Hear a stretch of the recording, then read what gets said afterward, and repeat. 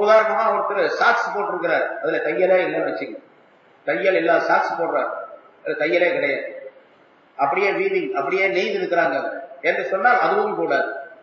ஒருத்தர் பனியன் போடுறார், அந்த பனியன்ல தையலே இல்லாத பனியன் தயார் பண்றாருன்னு வச்சுங்க. பனியன் நம்ம இங்க பாக்குறோம், கையில ஒரு தையல் இருக்கும் ரவுண்டா, இந்த கையில இந்த கையில கீழே கொஞ்சம் தச்சிருப்பாங்க, கழுத்து கிட்ட தச்சிருப்பாங்க. இது அல்லாத மற்ற இடங்கள்ல தையல்லாம் கிடையாது, குறுக்க மூட்டக்கூடிய சூழ்நிலை எல்லாம் கிடையாது.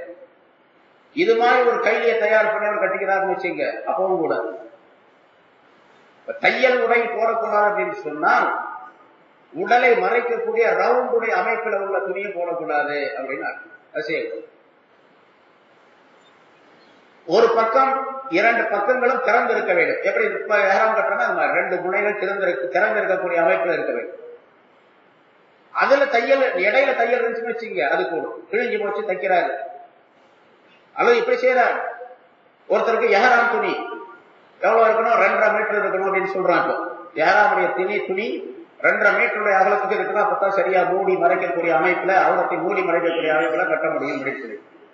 2.5 மீட்டர் துணி ஒரு இடத்துல இல்ல, வாங்குறது காசு இல்ல இருக்கு, அப்பயும் ஆட்சிக்கு போறான்னு கேக்குறீங்களா? அப்படி ஒருத்தர் கேட்டார், 2.5 மீட்டர் துணி வாங்க முடியாதவர் ஏன் ஆட்சிக்கு போறாரு?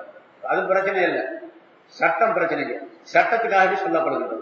1.25 மீட்டர் 1.25 மீட்டர் 2 விட்டு இருக்குது ஒருத்தர், ரெண்டையும் சேர்த்து மூட்டுறாரு, தைக்கிறாரு, நேரா வந்துருக்கு, அதை கட்டிக்கலாம்னா கட்டலாம். இது தையல் துணியாக ஆகாது. அதே மாதிரி 1/2 மீட்டரா 4-5 விட்டு இருக்கிறவர்கிட்ட 4-5 தையல் போடுறாரு, நீட்டமா ஒரு துணி ஆயிடுது, யாரும் துணி மாதிரி, அதை கட்டலாம். அப்ப தையல் துணினா என்ன கேட்டா, உடலுடைய அந்த ஷேப் மறைக்கக்கூடிய அந்த ரவுண்ட் ஷேப்ல இருக்கக்கூடிய ஒரு துணி கூடாது அப்படின்னு அர்த்தம். அதனாலதான் சாக்ஸ் போடுறது கூடாது, பனியன் போடுறது கூடாது, பைஜாமா போடுறது கூடாது, அதுல தையலே இல்லாவிட்டாலும் சரி போடக்கூடாது. ஷூ போடுறது கூடாது, ஜட்டி போடுறதும் கூடாது. ஜட்டி போடாம நம்மளால இருக்கவே முடியாது அப்படின்னு ஒருத்தர் சொல்றாரு, போடக்கூடாது, அவ்வளவுதான். என்ன பண்றது? ஜட்டி போடாம எல்லாம் நடக்க முடியாது, ஜட்டி போடாம கார் செய்ய முடியாது, சை செய்ய முடியாது, ஓடணும் ஒடியாருன்னு என்ன பண்றது அப்படின்னு சொல்றாருன்னு வச்சுக்க. அவருக்கு ஒரு வழி சொல்றாரு, லங்கோடு கட்டிக்கலாம். லங்கோடுனா என்ன தெரியுமா? சதுரமா ஒரு துணி எடுத்து இந்த மாதிரி கட்சி மாதிரி சதுரமா ஒரு துணி எடுத்துன்னு வச்சுங்க, தையல் இல்லாத துணி, அதை கிழிச்சு இப்படி முக்கோணம் மாதிரி இப்படி மடிச்சு இந்த 2 மணியும் இடுப்புல கட்டிக்கிட்டு இதை தூக்கி அப்படி இழுத்து கட்டினார்னா டைட்டா இருக்கும், ஜட்டியை விட டைட்டா இருக்கும். அதுக்கு பேர் லங்கோடு. அந்த லங்கோடு கட்டுறதுக்காக ஒரு கயிறை பயன்படுத்துறாரு, இடுப்புல கயிறு ஒண்ண பயன்படுத்துறாருன்னு வச்சுங்க, அதுவும் ஓகே, கயிறை பயன்படுத்தினாலும். ஆக தையல் துணி அணியக்கூடாது, ஜட்டியும் போடக்கூடாது, அது சட்டம். சரி, இப்போ தையல் துணியை பயன்படுத்தினால் என்ன சட்டம், குற்றப்பரிகாரம் என்ன அப்படின்னு கேட்டா, அவர் தம்மு கொடுக்கணும், அந்த சதகா கொடுக்கணும். எப்ப தையல் துணியை 12 மணி நேரம் ஒரு பகல் அல்லது ஒரு இரவு உடுத்தி இருந்தால் அப்பொழுதுதான் இவர் மீது தமு வாஜிபா, ஆடு எடுத்து கொடுக்கணும், குற்றப்பரிகாரம். எவ்வளவு நேரம்? 12 மணி நேரம். சில பேர் கேட்கிறாங்க, அங்க சில பேர் தவறா செஞ்சிருந்தவங்களும் உண்டு. அதுல நான் யாராவது முடிச்சிருந்தேன், குளிக்கிறதுக்காக என்ன பண்ணேன், இந்த கையில முடிச்சுக்கிட்டு போய் குளிச்சுட்டு வந்துட்டேன் அப்படின்னு சொல்றாரு. குளிக்கிறதுக்கு எவ்வளவு நேரம்? 10 நிமிஷம் ஆகும், 15 நிமிஷம் ஆகும், அது ரொம்ப நேரம் குளிச்சாலும் கூட 1/2 மணி நேரம் ஆகும். ஆனா ஏறாமல் இருக்கிற அவ்வளவு நேரம் குளிக்க முடியாது, ஒரு 5 நிமிஷம் சும்மா உடலை சூட்டை ஆட்டி கொள்றதுக்காக வேண்டி செய்யப்படக்கூடிய விஷயம். அப்படி செஞ்சாரு. அப்படி சில பேர் கேட்கிறாங்க, இந்த மாதிரி கையிலை கட்டிட்டு குளிச்சுட்டேன், இப்ப என்ன பண்றது? ஒருத்தர் சொன்னாரு வந்து, என்ன தையல் துணி கட்டிட்டீங்க, நீங்க தம்மு கொடுக்கணும் அப்படின்னு சொன்னாங்க. இப்ப தம்மு கொடுக்க வேண்டிய அவசியம் இல்லை.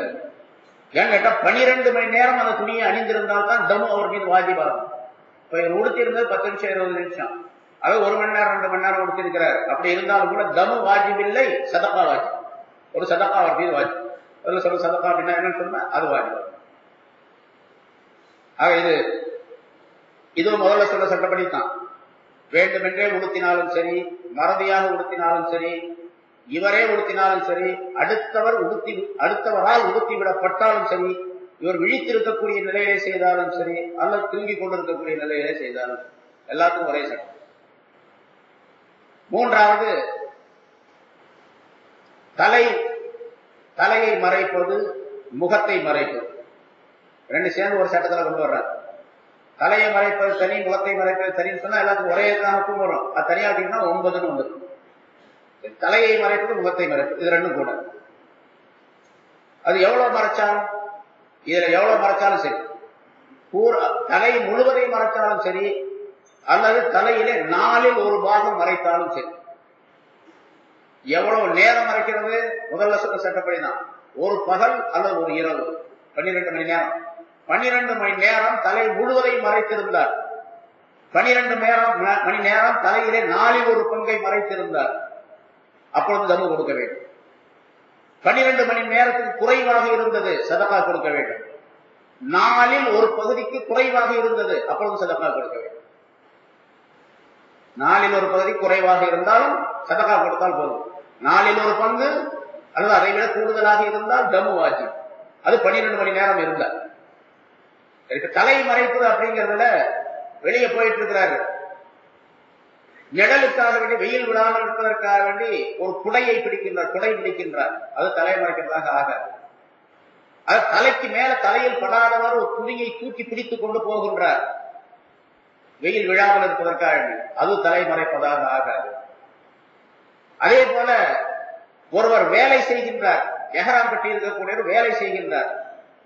அவர் வேலை செய்யும் பொழுது ஒரு மூட்டையை, ஒரு கூடையை, ஒரு சட்டியை தூக்கி தலையிலே வைத்துக் கொண்டு நடந்து போகின்றார். பெரிய சட்டி தலையை மறைச்சிருது. நீண்ட தூரம் நடந்து போறார், அரை மணி நேரம் 1 மணி நேரம் நடந்து போறார்.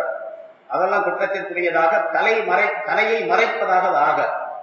ஒரு மூட்டையை சுமந்துகிட்டு போறார், சட்டியை வச்சிருக்கிறார், ஒரு பொருளை தலையில சுமந்துட்டு போறார். இதெல்லாம் தலை மறைப்பதாக ஆகும்.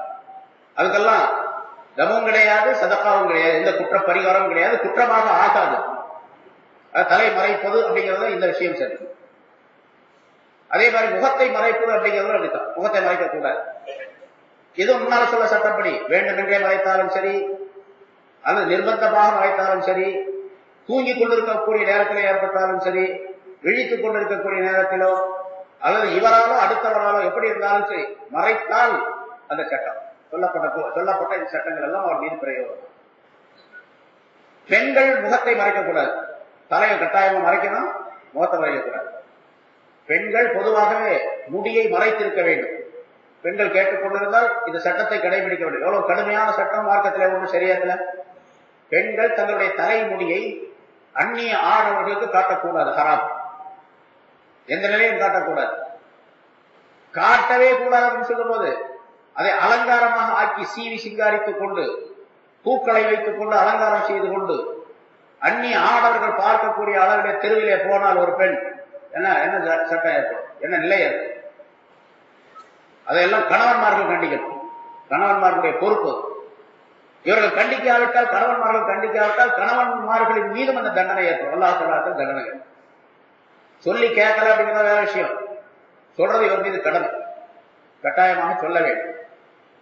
சரி, தலைமுடி, பெண்களுடைய தலைமுடி ஹராம், அந்நிய ஆடவர் பார்ப்பது ஹராம் அப்படின்னு சொல்றதுக்கு, அப்படிங்கிற சட்டத்திற்கு ஒரு உதாரணம் அப்படிங்கிற நான் சொல்லி இருக்கிறேன், முன்னாலும் சொல்லப்பட்டிருக்கின்றது.